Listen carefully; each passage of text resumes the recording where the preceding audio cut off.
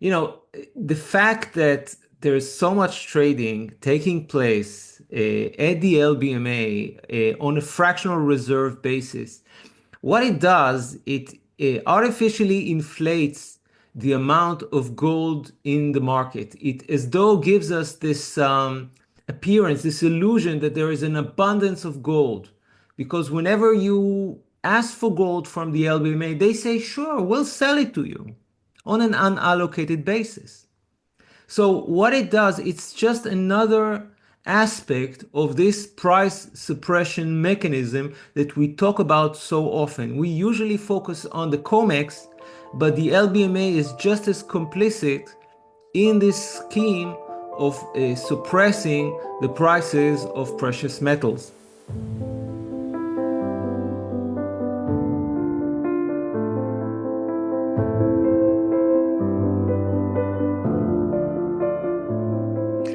Looking across the Atlantic, there has been a lot of gold exiting London.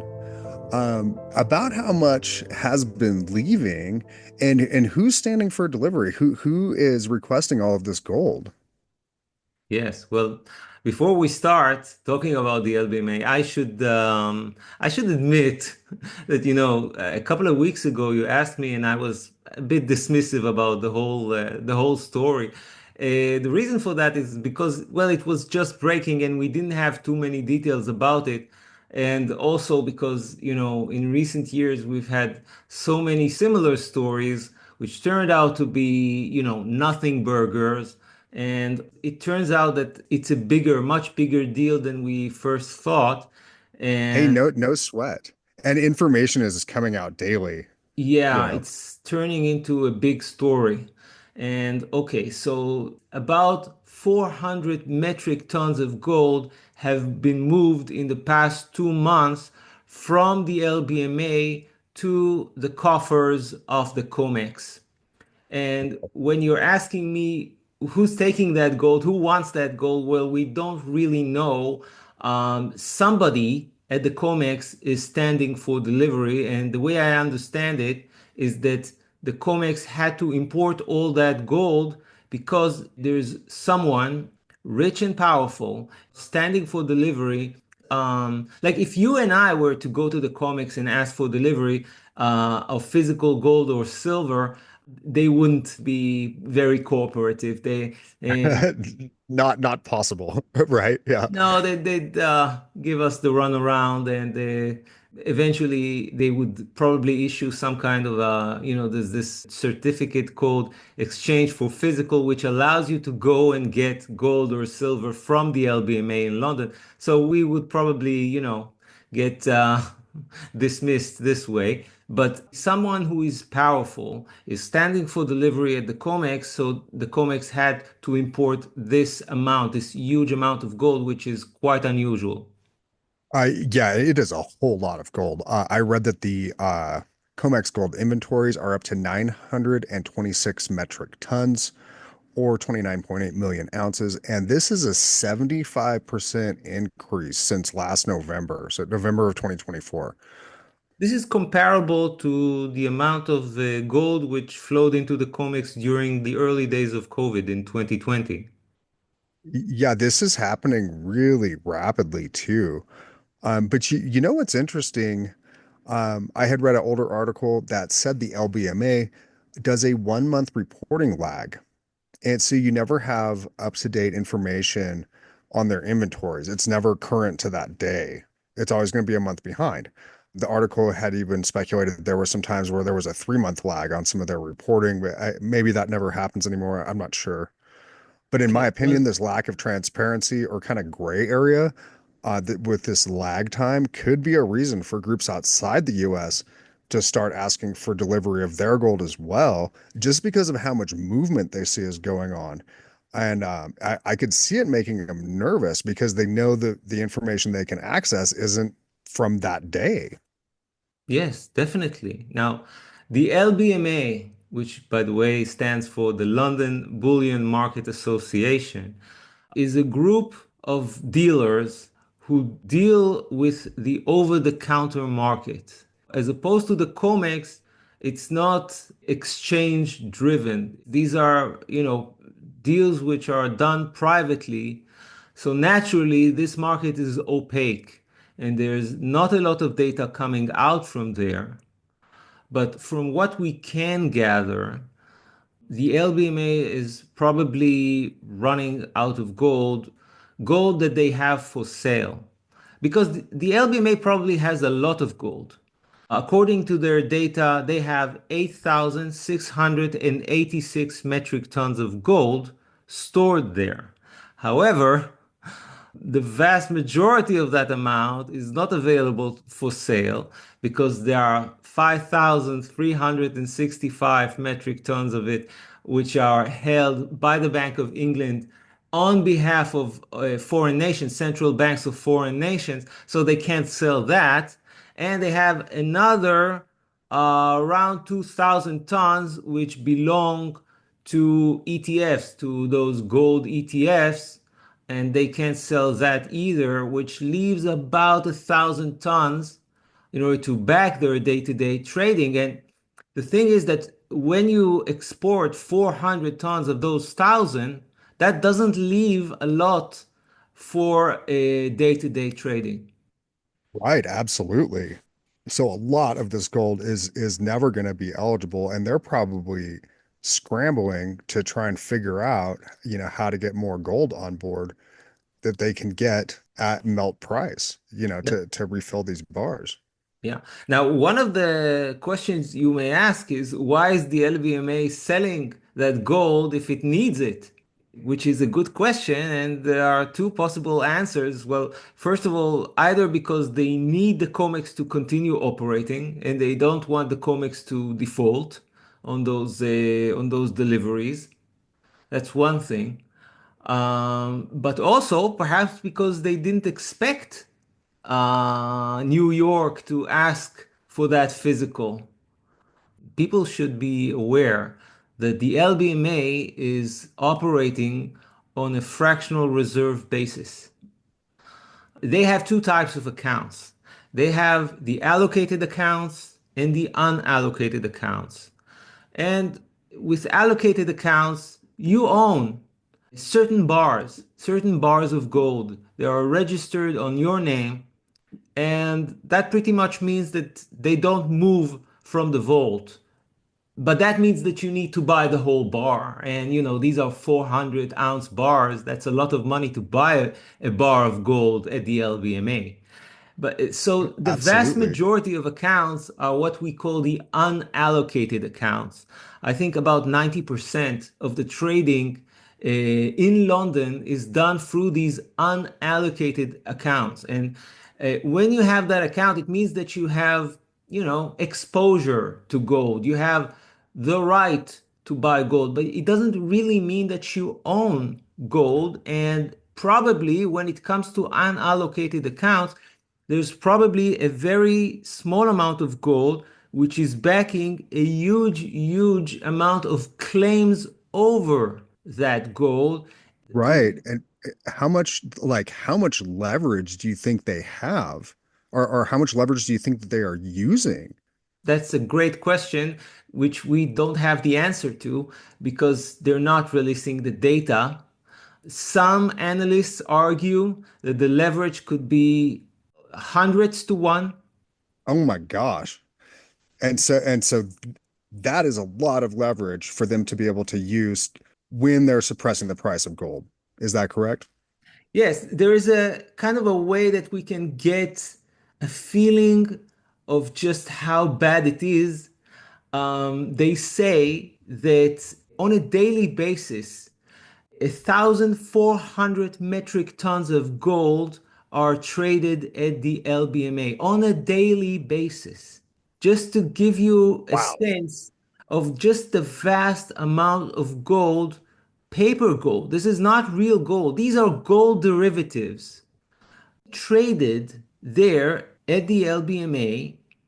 And since there are 252 trading days a year, so you can just multiply these two numbers and reach a staggering number, as though they are trading 352 thousand tons of gold every year, which is more, a lot more than the above ground stock of gold in the entire world. I mean, since the Wow, beginning that of is humanity, insane.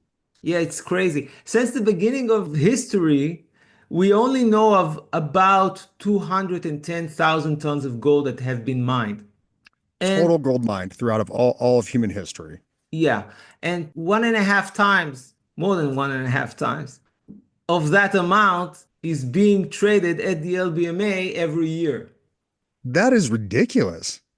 So they're using an unimaginably high amount of leverage, way more than I would have suspected. Yes, and according to their figures, there's about 1,000 tons which are backing this level of trading, this volume of trading. Now, you could Yikes. argue that it's the same gold being traded back and forth for some reason, Sure. And you but can imagine a lot of people, 100 people, all think that they own the same ounce of gold, yes, or, and but you to have to put it understand, simply. like I'm sure that there are many traders who are well aware that they are trading gold derivatives who are not really backed by gold, who are only, there's just a fractional backing to them. But there are also many people, I'm guessing, who are not aware of the risks and they are buying unallocated gold in London thinking that they own real gold when they only have exposure to the price. And the problem with this way of doing business is so long as there's faith in the LBMA, then everything is fine. As long as normal trading carries on, then everything is fine. The problem arrives when there's a sudden panic in this market and suddenly everyone wants their gold. Right. If you arrive at such a panic, then you will probably, as the owner of an unallocated account, you will probably not get your gold. It would be Or very unlikely. yeah, you will be last in line in a very long line of people, and there will probably be, richer, more powerful people than you at the beginning of this line. They're going to get their gold, perhaps, and you're not going to get your gold. So, what good does it do to you to own gold this way? Right. And I mean, we could potentially be talking about central banks for governments, like extremely large corporations would be, is that correct? Look, Like some serious power players. I don't think central banks hold gold in unallocated accounts. They wouldn't be so stupid. They have They'll just get the physical, Yeah, and they the have central gold banks. in London at the vaults of the Bank of England. And that gold, although it may be leased, but it's not moving. It's not going anywhere because if it does, then, the UK government has trouble with foreign nations. I don't think they would take that kind of a risk. But private people like you and I, if they do have an unallocated account at the LBMA, then they're probably taking a huge amount of risk. They're probably last in line to get their gold if there's a panic. That totally makes sense. And well, I mean, I guess if it comes down to it, all those people are just going to have to settle for whatever the price was when they asked for it, and it wasn't able to be delivered. Yes, and I'm guessing those people will get settled in cash. I think you're right. Yeah, absolutely. I don't think they're going to lose their money entirely, but they're probably going to get settled in cash with the price of the prior day, the day before the panic. Right. Yeah, exactly. Well, they're going to try and pay you the least amount of cash they possibly can. And who knows, might even be a little shy of that, depending on how they decide to look at it. I had seen an article that said it's estimated that there are 380 million ounces of outstanding gold contracts at the LBMA. This article is from a few days ago. And these delays are effectively considered a technical default on these contracts because they're not filling these contracts within the time period that they had said. And so that did make me kind of wonder if right now they're testing the waters. They're like, well, let's see what happens. We'll default on some of these contracts. How much pressure will be applied to us from, outside entities? Maybe we'll start trying to pay off some of these people in cash now and see how they respond to it. Um, but as far as some folks are considered, they've already technically defaulted on these contracts. The Bank of England is supposed to back the LBMA with its own gold and the gold of central banks. And in times of need, it's supposed to lease gold to the LBMA so it can continue operating normally. And usually, leasing gold takes a day or two, not more than that.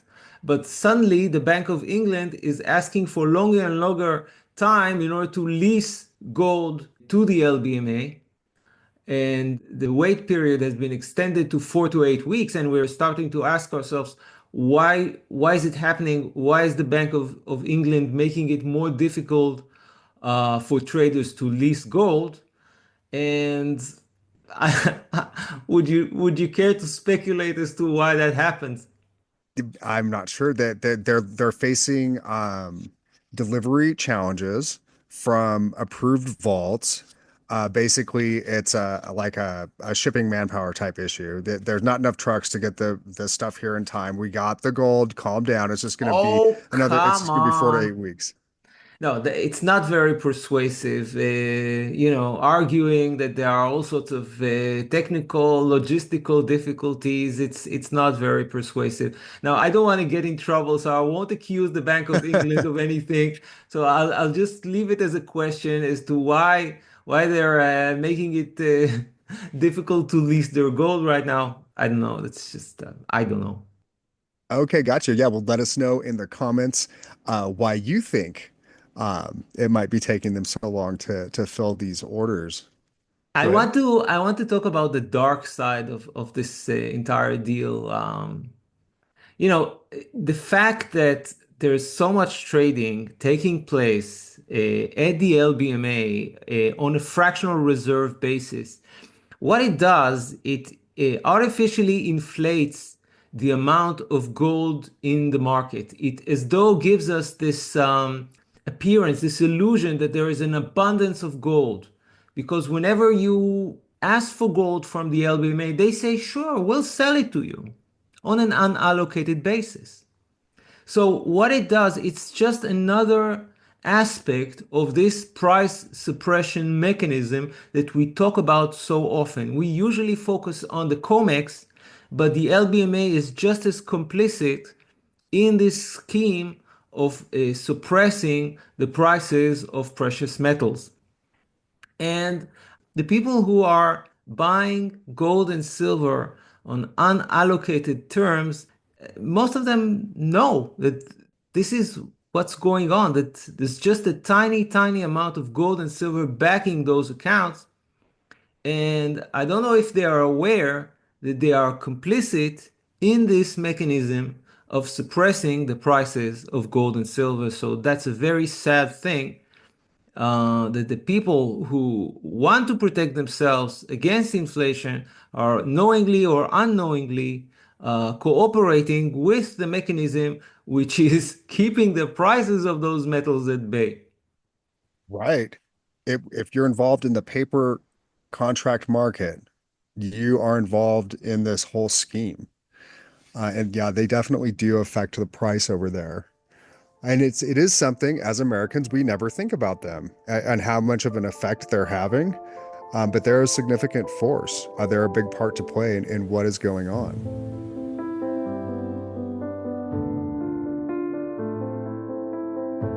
Thank you for listening to the Silver Hermit podcast. If you like this content, please donate in the link which appears in the description below.